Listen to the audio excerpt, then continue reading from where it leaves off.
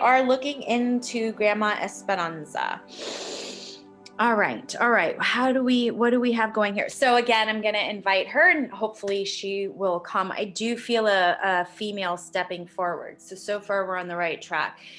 Just you will have to let me know if this, if you feel like this information matches and it connects or you can resonate, it makes sense in regards to grandma, or it could be someone else. So think a little bit bigger outside the box here. Esperanza.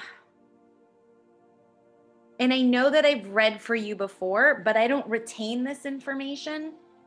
Like I give you the link, but I don't remember anything. So some information might sound familiar, and that's okay. It's just, that's the way this works. Okay. Esperanza. Okay. So would you understand? I do feel like there's a female stepping forward, and I do feel like there would be a connection to your mom's side of the family. Do you understand this? Is there a connection to, is this your mom's mom? Yes. Yeah. Okay. So what's your mom's name? Maria Hilda. I'm sorry? Maria Hilda. And she identifies as Maria Hilda? Okay. Okay. I do feel like she actually, if this is Esperanza, so I feel very strongly this connection to Maria Hilda with Esperanza.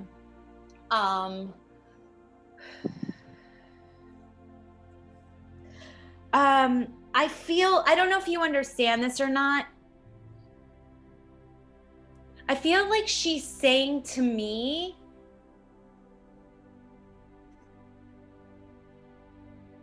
like it's either something about either she left earlier than intended, or the family felt she left earlier than intended. Do you understand this? So there's a connection very much. Her departure, her transition being earlier. Was it the family or was it her? I think it's the family. Yeah, I think it's yeah. It was almost like you guys weren't ready to let her go, which, I mean, that makes complete sense. I gotta tell you, she was ready. Okay. She felt ready to me.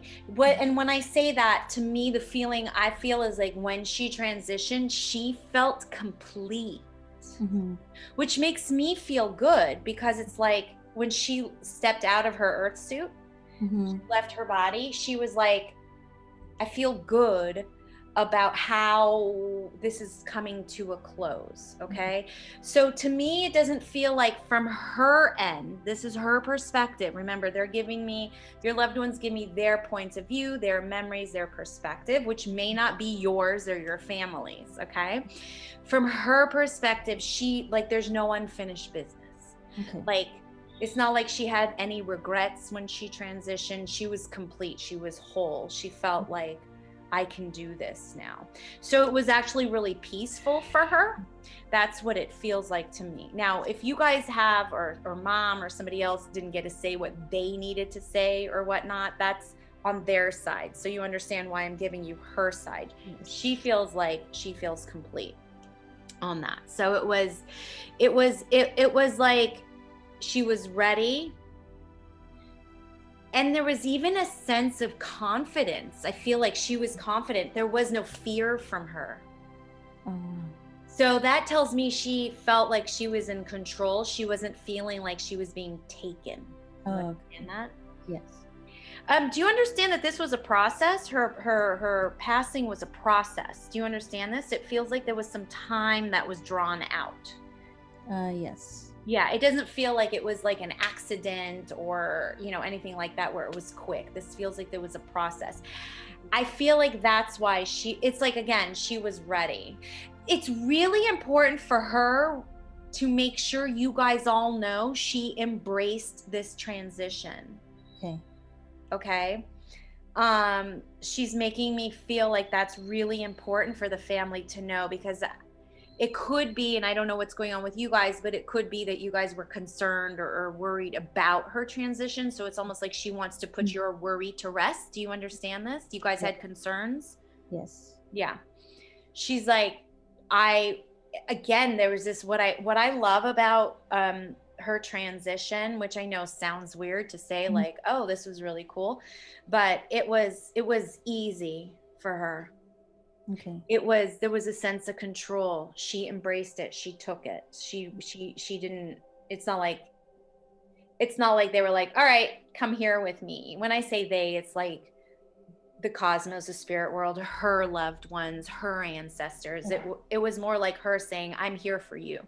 Like, I'm ready. I'm stepping, which is really nice, because she's giving me the feeling like when she was younger, and I don't know if you know this, or hopefully you know this, or maybe your mom stories. Growing up, she had it really tough. You understand this? She had a really tough, I feel like it was like childhood into teenageryhood, where she did not have a lot of control. You understand this? You've heard these stories or something like this? She's giving me the feeling like that's, to her, what was so important to her in her transition was that she took her actual transition from a place of power instead of victimization, because growing up she had very, very controlling parents. Do you understand this? Yeah. And like, it just, and there's a religious connection. I don't know if you understand this, but a lot of strictness. Like, you got to do this, you got to wear this, be here at this time. And if you stray from the box or the structure, there will be repercussions or punishments or something along those lines. And it does feel like there's a connection to religion. You understand this? Yes, I do. Yeah. So that's where this is so beautiful. And it's interesting. I don't usually talk about the transition this long with people. But she just, it's almost, again, there's that embracing, but it's almost like she enjoyed it. There was a big part of her that enjoyed this. Cause again, it's not, there was a lot of, though, not towards the end. And I don't mean like the end of her life, but like the latter part of her life is when she started to feel more in control of her life. And that's almost when she was really her.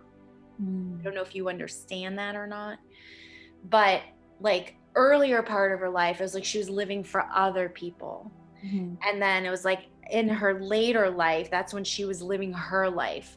It was by her rules, and you know, she would want things done her way. It was like this way of expressing her own authenticity. So when it came time to her death, her transition, she really was like, I'm doing this my way. So I love that. I love that. I really honor and respect her for this, because she wasn't afraid. So that's super, super important for, she's saying, for the family to know this. Okay. And hopefully that'll bring you guys some sort of peace about the actual transition. Now, grandma was feisty. You understand this? Yeah. Woo, she had a mouth on her. You understand this?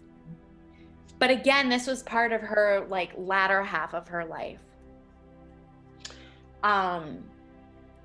She could be a really tough cookie. I feel like she even would have been judgmental about people too. Like, she would really judge people. You understand this? I feel like she's taking responsibility for this. This is very interesting, because it feels to me like she's saying she was doing it because she had so much uncertainty in her life, that for her to judge people and judge situations and scenarios was a way for her to feel like not so scared. So, because it does feel like sometimes her judgments could have been mean. You understand this? So your grandma, I mean, had a little bit of a mean streak to her. And I'm not judging, and you know, there's no judgment on that, but it's like, but this is her acknowledging this. You have to understand this. She's sharing this with me. It was like, I had a bit of a mean streak to me. Yeah. But and now I know this is going to contradict, but it was very important for her that she feel accepted and loved. So she would also, the total opposite, be extremely kind and compassionate, right? Yeah. That was coming and loving. And that would come from a place of, I want you to accept me. Please like me. Mm-hmm. So there's this real dichotomy with grandma. And it was that she was feisty, she had a little, very judgmental and a mean streak. And she could be really loving and like embracing. You understand? She would take in people. I feel like, now this is, a lot of this is metaphor, so you have to understand this is me interpreting this information, but I feel like she might even take people off the street, which is strange because she was so judgmental.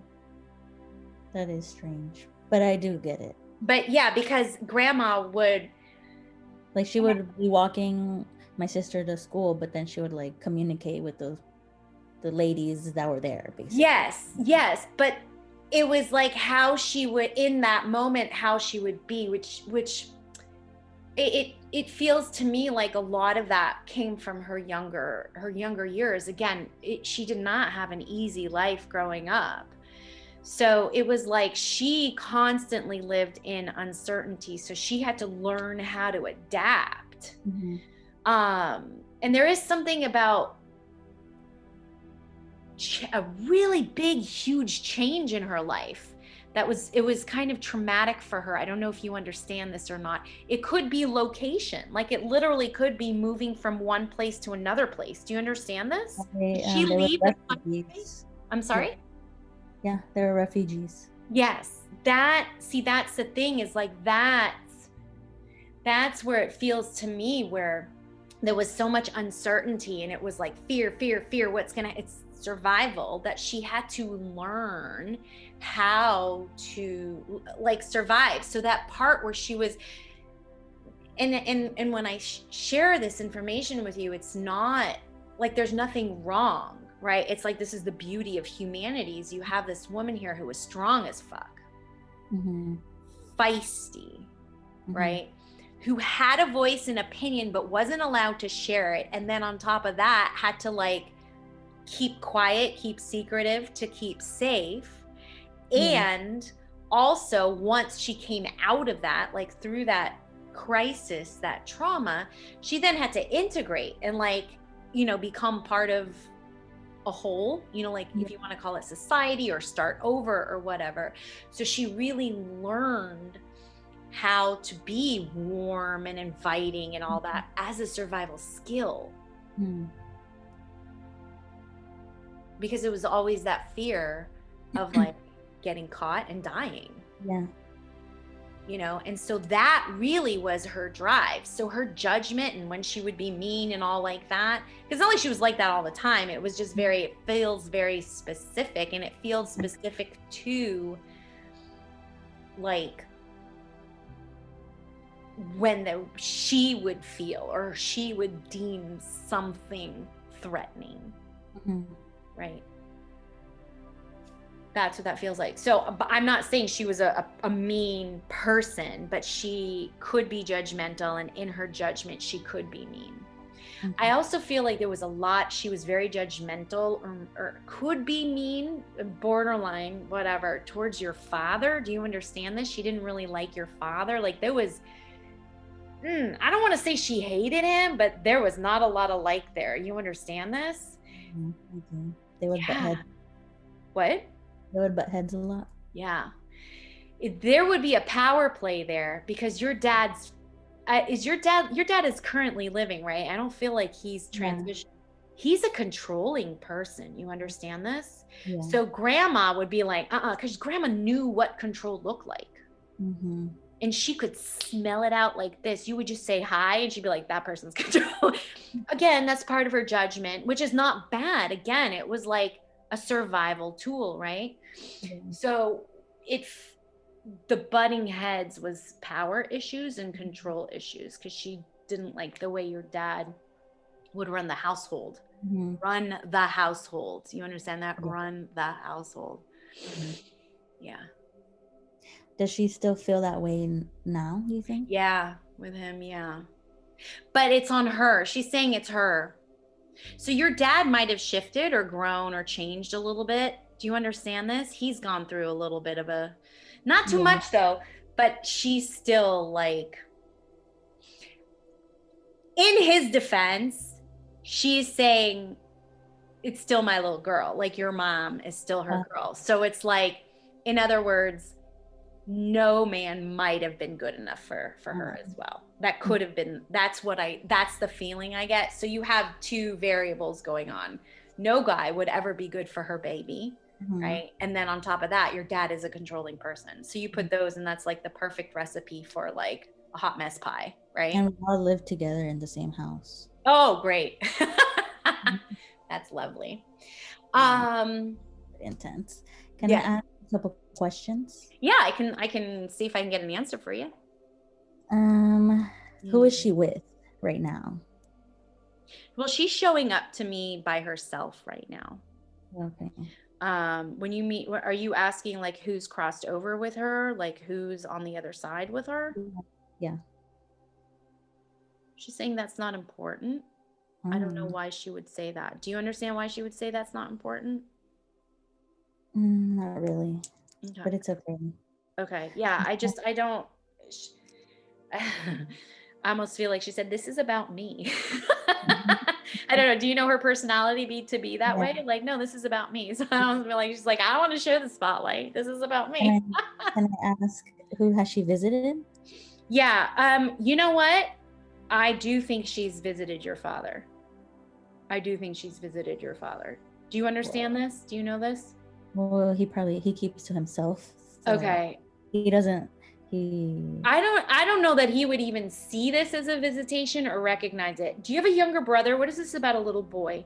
Do you have a younger brother, or is there a little boy in the family? Because she's gone to him. My cousin. Cousin. What's his first name? His name's Ishmael. Ishmael? Mm-hmm. And he goes by Ish. Do you understand him? See, what's interesting is that I don't understand this connection. I'm going to give you the number. I don't understand if that's his age, or if it's not his age. I don't understand the connection to this, but I feel like there is a connection. I just don't know what the connection is. I'm getting the number 15. But what's interesting is that the little boy that she's referencing is small. And a 15-year-old to me is not small. Yeah. So do you understand Ish being 15? Do you understand this? Or is that incorrect in terms of his age? That's incorrect in terms of his age. Okay. Somehow the number 15 comes up in connection to who she's coming to visit. Do you have any family members who's 15 years old or around 15? No? Cousin. I'm sorry? Probably a girl cousin, but I'm not really sure. You're not sure. I don't want to make things fit. If it's not right, it's not right. But I wanted to give you the number 15. There is something significant or a connection too. But I feel like she visits the little boy. Okay. So he might be doing that. Also, I feel like she has shown up to your mom in dreams. You understand this? Yeah, my mom has said it before. Yeah. So those are real visitations. Let your mom know that. It's like it's grandma really visiting. What about with me? Because I have nightmares. So I was just going to say, it's not through dreams, though, that I feel like she's visiting with you. It's not through dreams. With you, I feel like it's through beauty objects. Do you understand this? That's so strange. That's really strange. So if you ever felt your grandma nearby while you were brushing your hair or doing your makeup or any type of beauty regimen, there's something about her being around you when you're making yourself pretty, you're making yourself up. Do you understand this? If you don't, that's okay. Start paying attention. If you just sense grandma, smell grandma, a thought of grandma comes through, but it feels like she's giving me that specifically. So, you know, if that's something you can't remember now, that's fine, but you can go back, like even something like a missing brush, you couldn't find a hairbrush. There's something about your hair too with grandma. I don't feel she's connected to you with the nightmares. Okay. So if she's showing up in your nightmares, it's not an actual visitation. Okay. That's good to know. Yeah, I will say this. Our loved ones don't try and scare us. Okay. it's love, and they're here for guidance. They're not here to scare you or threaten you or anything like that. Okay. So that could either be a stress dream, or it could just be it's not grandma. Okay. It's definitely not grandma. Okay. How will I, oh, well, you kind of said it. That, because I was like, how will she present herself to me? Yeah. Or like, but you said to you, it feels like it would be through beauty regimens. And now I on my skincare, which she used to like tell me this product, so I do it like I do skincare like through that. Great. So you listen to the skincare product that she used to use, yeah. So that's a connection. That's a way she'll connect to you. But there's also something about your hair. There's something about your hair. So well, I used to because I used to like touch it a lot, and she would tell me like I'm taking my hair out. Yeah. So maybe don't touch my hair too much. Yeah. So when you have, again, you know, it's almost like this, because like our loved ones don't necessarily come through in such an obvious way that we expect them to come through. Mm-hmm. So for you, it feels like it's like a passing thought. So like, especially if it's out of nowhere. So be aware of, if you think of grandma or something happens where she comes to mind while you're doing your beauty regimen, whatever it is, painting your nails, doing your skincare, brushing your hair, whatever it is, mm-hmm. and there's a fleeting thought or just a thought, that's grandma. Okay. Yeah. Okay. Can I ask one more question? Yeah. But this is off topic. Okay, so hold on one second. If it's off topic, is it still in connection to grandma? Yeah. Okay. Go ahead. There's a house situation where she used to live. Mm-hmm. Is she aware of what's happening with that? Mm-hmm. All right. Okay. I don't know how you're going to respond to this. Okay. But I'm going to share it because I have to honor spirit. Okay. So, and again, this is what I heard her say. Okay. So just, you know, I have to honor her. Okay. She said she doesn't care. Okay. So hopefully you're not offended by that, or the family isn't offended by that. But she said it doesn't matter anymore. Okay. I don't care. So I don't know if you understand that or not, but to me, it's as if it's not on her priority. Like, you know what I mean? She doesn't. It doesn't bother her. Okay. It's like, and it's not like she doesn't care in like that mean way. It's just like, I have no need for it. I don't care. Do you understand though a connection to maybe your uncle in the house? Yeah. Yeah. Mm-hmm. Yeah, that's it. That's just an acknowledgement. So if you're asking, does she know about it? She's telling me that your uncle is connected to the house, but she doesn't care about the outcome of what happens. Okay. So so I will say, yes, she's aware of the house because she just connected your uncle to it. Okay. But again, she doesn't really care. So like whatever the outcome is going to be, the outcome is going to be. Okay. Does she have any messages for anyone, like my mom, myself, my sister, my uncles? Well, the first one is definitely just please make sure everybody knows that her death was easy, smooth, and she came from a very powerful place. She does want to send, did she speak Spanish? I mean, I know Esperanza is a Spanish name, but I just heard besitos. Do you understand the word? Like, would she say the word besitos? Do you understand that? Because because what I felt and then what I heard was tell your mom, right? Tell your mom she's giving her besitos. Okay. Okay. So that tells me that for your mom, she's giving love, right? So she's sending her love. She doesn't feel, again, you know, she feels really complete. So it's not like she doesn't seem angry about how anything is going or moving or grooving along with the family. She just seems content. She just seems like, well, it doesn't matter. Like and you know what? Okay. That's a testament to how she's changed and she's grown, because when she was here, she would have really mattered. Does that make sense? Like, again, it's that judgment thing. So when she was wearing her Earthsuit, she would have been a lot more like, and so this is a testament. It's like, there's a sense of freedom that she has now, that she doesn't have to care about things, and like things don't have to matter to her, which is a testament. She said, that's like her saying, I've grown and I've changed. So I personally like that. I don't know what the family is expecting, but you know, when you're asking me like, okay, well, what messages, you know, you can let your family know that she's changed. She's not the same person that she was. She's experiencing a sense of freedom from being so judgmental. Now, remember, part of her judgmental was survival mode, right? So she's free from always having to like look out. And like, even when she was safe, you know, and the family was around and she felt loved, still like just part of her human structure was, I got to be ready to run in case somebody catches me and I'm going to die. So she's got this sense of freedom now.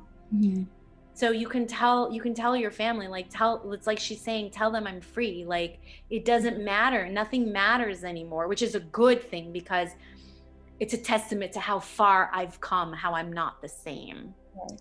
So that's telling me like she's at peace. It's almost like, tell them I'm at peace. I've got my freedom. I'm not always on alert. I can be who I am. I will say this, because I was about to say this and I'm coming back to it. So I think she wants to make sure that you know this. You can have a relationship with her. I don't know if you believe that or not. I do. I just get scared. So she's like, tell her she can have a relationship. Grandma's not going to hurt you. Those nightmares are not her. So if you're assuming or making the correlation between the nightmares and grandma, it's not grandma. Grandma's not going to possess you. She's not going to punish you. She's not going to do any of that. Otherwise, she wouldn't care so much about your beauty and how you look and just your gorgeousness. She wouldn't give a shit about that. Okay. So what I would do if I were you, look, you do what you want, right? And my connection is closing. She said you can have a relationship with her. So if you can learn, and you don't have to do it all at once, but if you can learn how to trust that information and how to just feel safe, and maybe even you can just start by talking to her in one specific place. Like maybe every time you take a shower, you just say things like, Grandma, I love you. You know, thank you, or whatever. You will slowly build up your confidence and your, way of connecting with her, because she would totally connect with you. Okay. So can you tell her happy birthday for me? Oh, you can tell her that yourself. Okay. Yeah, she'll listen to it tonight, today, when you go into the shower or whatever. Grandma, I love you. Happy birthday. Okay. All right, my dear. So this is being recorded. So I'll go ahead and I'll email you a link to it, and you'll be able to check it out again. And you can play it for your family. I think your family needs to hear this about Grandma. Okay. They need to know, or at least she wants them to know. So out of respect for her, we'll go ahead and do that. I will do that. Yes. Okay. Thank you so much. You're welcome. Have a great rest of your day. You too. Bye-bye.